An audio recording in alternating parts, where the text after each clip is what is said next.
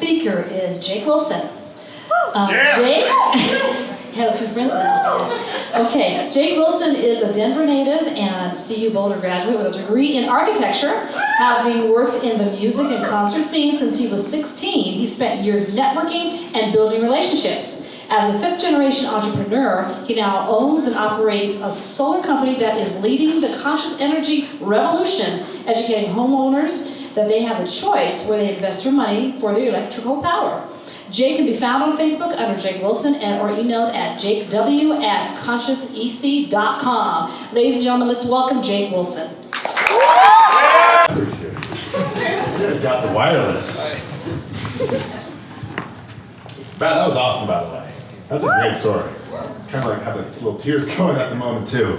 So, it was really fun to have Jessica invite me to talk about time, because it is one of the conversations I love to have. And I'm going to pose a different perspective about time. Because we all have a lot of relationships and views about time. There's not enough time. Or, time is valuable. Time is money. Well, I'm going to propose that time is made up. There you go. Yeah. Now, the concept of time is made up. 24 hours in a day, 60 minutes in an hour, 60 seconds. At some point, somebody made that up. Somebody made up a revolution out of the sun, the Earth around the sun, and they tried to quantify it, and then we called it time. But it's all made up. So, the perspective I'm going to have you consider, I'm not even saying any of this is true, that we relate to our time and the limits that our time has is by what the past is telling us could be possible by. Well, we know we can only accomplish so much in an hour, in a day, in a week, in a month, in a year. So we're now hidden by that time, but we don't want more time. I mean, does anybody here actually want more time? Probably, right? But I'm gonna say you don't. Nobody here wants more time. I do. I guarantee you don't. It's not time that you want. What? Right? I told you, it's gonna fly in your face. It's gonna fly in the face of conventional thinking, but what you want is not time. What we're really out to, as human beings with whatever we're up to, is we want some type of performance. We want some type of result in our life. So it's not the time, it's what you want to do with the time, correct? Yes, sir. So we start with, okay, well, if we want performance in our life, can we all agree, we want some level of performance somewhere in life, right? Yep. Anybody disagree with that? Okay, so then that leads us to a question. What gives us access to performance? Our imagination.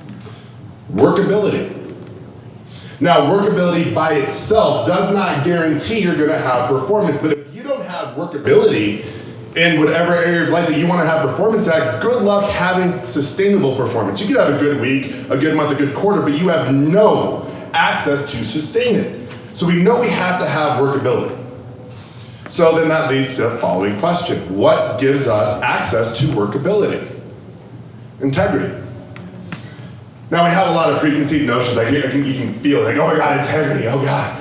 But there's morality, there's ethics, and then there's integrity. People collapse morality and ethics with integrity. Good, bad, right, or wrong. But that's not what I mean when I say integrity.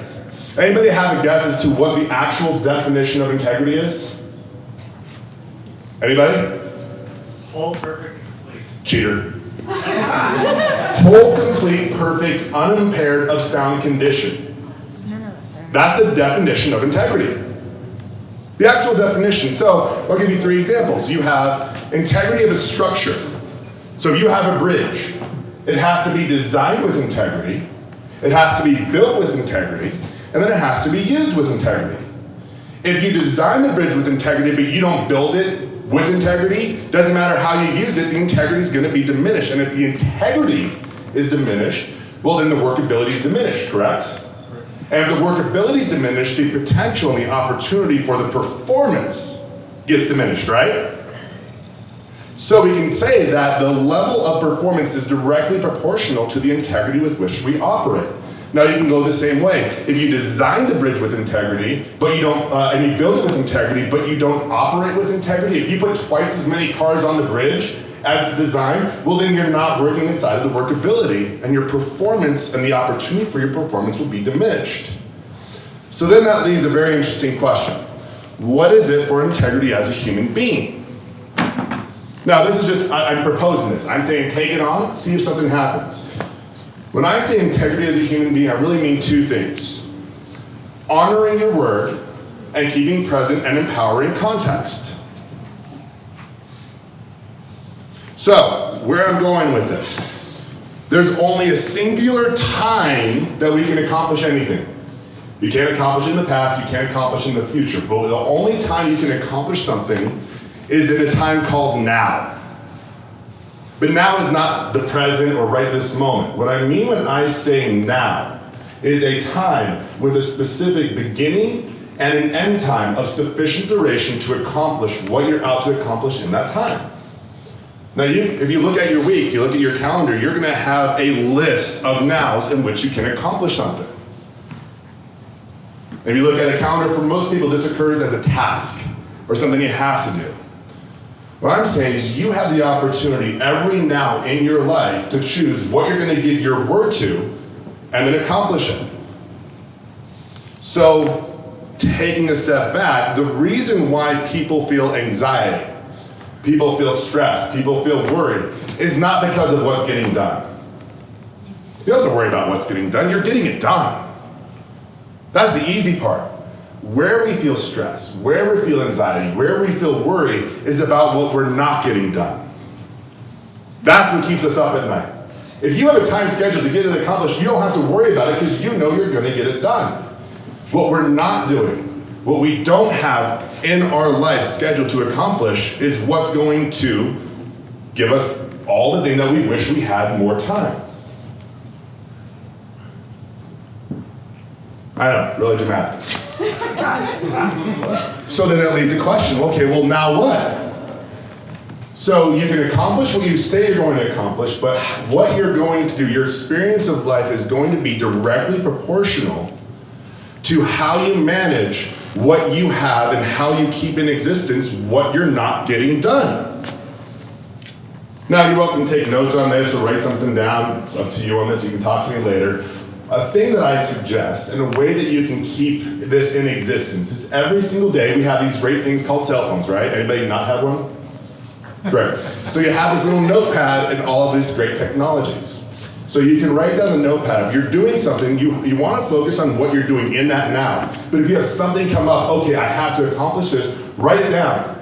Write it down somewhere. And then at the end of your day, look at that list and keep a list of everything that you know you have to do, but that you do not have a now in your life in which to get it done. And at the end of every day, look and say, okay, these are the things that came up, and you have one of two choices. You either put it could be a day, it could be 3 days, it could be a week out. You put it in your calendar and you cross it off the list.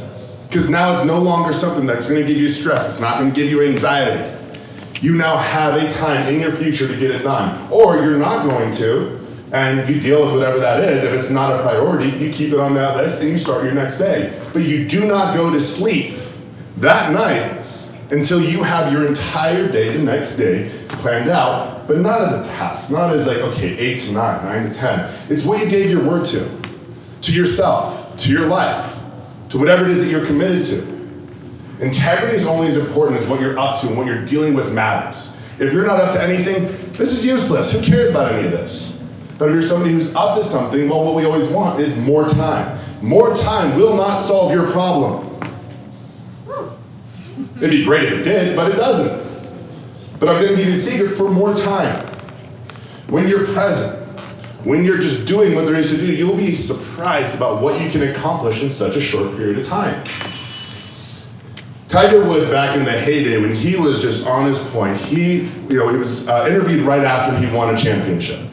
And they went and they interviewed him right afterwards and said, what were you thinking on that 18th tee when the pressure was on? And you know his response? He's like, I have no idea.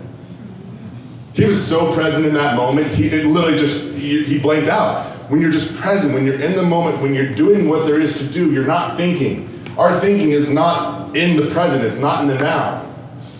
You can either be thinking about what you want, you can be worried about what you want, you can be freaked out about what you want, or here's what I said I wanted to do with my life. Here's what I said I'm going to do right now for the next hour, and you have two choices. choose to honor your word or not. And if you don't, well, what happens is you diminish the integrity, which will diminish the workability, which will diminish your opportunity for performance for yourself in your life.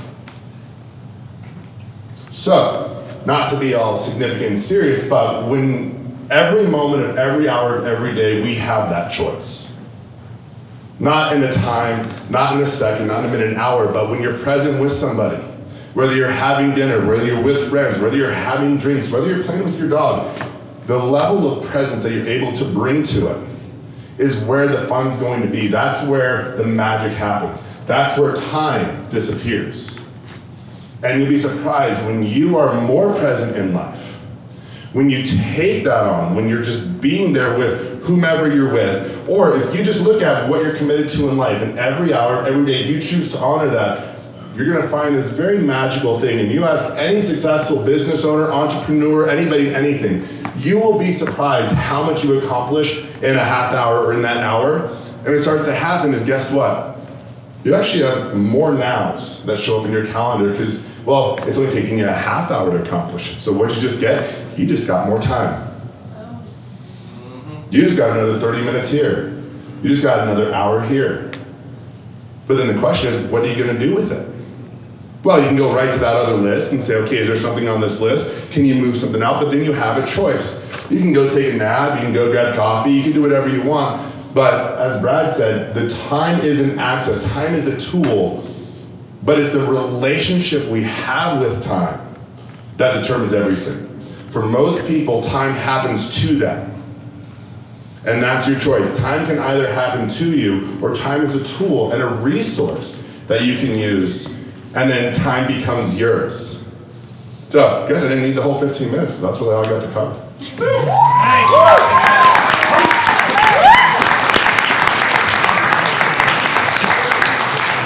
Now we have an opportunity, you've listened to all four speakers, we're going to take an opportunity to have a question and answer. So we'd like for you to raise your hands if you have a question and we'd like to just address to a speaker. Who has a question? Yes, sir.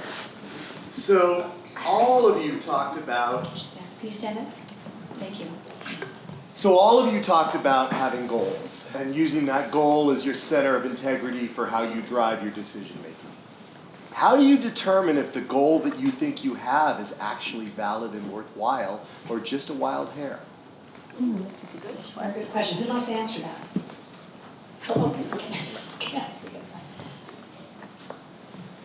Very simple for me. Does it make my heart do this?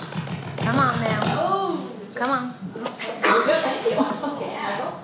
I guess it was an action movie approach, but I got some wild hairs, we'll see.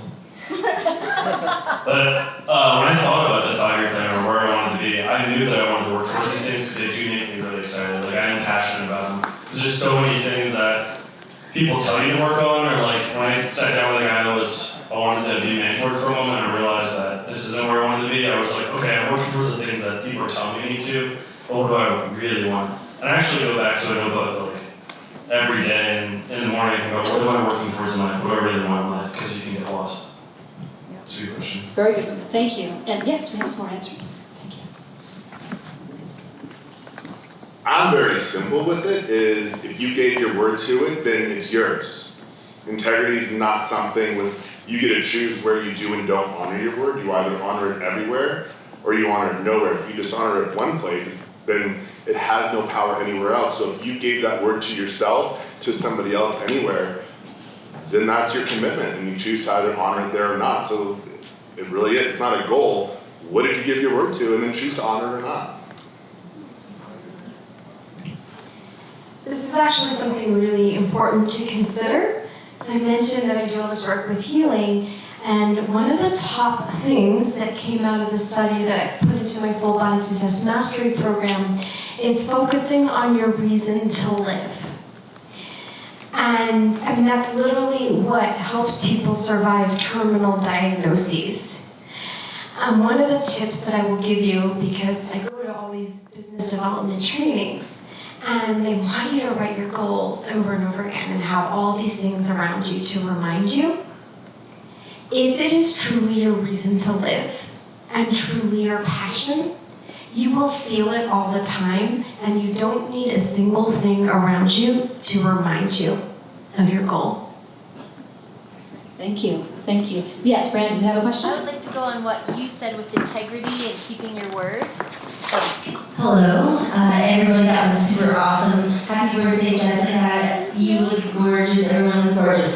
I have two things. One, for you guys to be thinking about is, if you were to die in 1 week, would you be happy? And if not, what would you do to be happy by the time you die? But going back to integrity, what if like 3 years ago I made a promise to myself that I was gonna do this and I'm gonna stick with this and this is blah, blah, blah, but life happened and my priorities changed and I realized that what I thought I should be doing wasn't what I was doing. So do I keep hanging on to that integrity because I said it, or do I accept that sometimes having integrity is by like just honoring what's truly going on in my own heart, and then I guess just being transparent about it. But there's that. Okay, who would like to answer that question? So it's really great that you said a key word. Integrity is not keeping your word. It's always honoring it. Now, did you make that goal to people and did people start to relate to you as that? Yeah.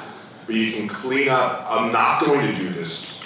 You deal with the impact of it not getting done on yourself and other people. And then you either make a new promise of I'm going to do this later, or I'm not going to do this and here's what I'm committed to now. But whenever you give your word, you can always honor your word. You're not going to always keep your word unless you don't give your word too much. But you can always honor your word. And part of honoring it is completing it and dealing with the impact of not having kept that promise. I like that. It's so important to just be honest and be aware and even communicate, okay, well, something's different now. And this is why, and this is where we're going. In the last Great Minds meeting, the theme was the power of consistency. And if you hear all the steps of my life, I mean, I was an engineering major, and then I was living at a yoga community, and now I'm doing all these talks on motivation and health and healing. And what I realized is the time point, right, and you were getting at it, is I'm honoring the word of God, you could say. You know, you're talking about feeling. And so what is consistent is that I'm always listening to, like, what is that divine message for myself? What is the intuition telling me? What is my feeling telling me? And that's what I've decided that's what I'm committing to in life. And that creates space to transform to what you're being called to in each moment. Thank you, thank you. You had a second question. Did you want us to answer that? Yes, I was going to say, yeah, I was maybe have Mike and Brad have a stab at that. So if you were to, the question's correct, if you were to pass away in a week from now, would you have been happy? It's well, Are you happy, and what would you do to get there? Yes, I would be happy. I kind of have a rule with myself. If I go more than a week-ish and I am not fulfilled in that week and I'm not really living up to my fullest potential, then I know I need to change something in my life. So I try to run on all 8 cylinders at any given time and live out my mission and vision.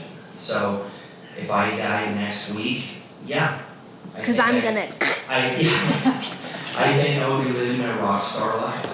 My kick-ass acting good rock star life. Can I be vulnerable? Yes. I think if I died next week, I don't think I would be happy. I think I'm still in a process of working towards something. Unfortunately, I think about that, and I think about, I love flying, I love being in planes. I've always loved that my entire life. And if I was on a plane now, because I've traveled a little bit, I get nervous on planes now. I was never nervous before because I'd be happy if I died at that moment. Now I get nervous on planes because I'm afraid to die. I think being afraid to die is that you're not happy with your life at that moment. Anyway, I'm going to Japan March 25th, and I've always wanted to go my entire life, so could I just wait to die till after that? Yes. Cool. There we go. Thank you, Ryan. Okay, yes, Jessica.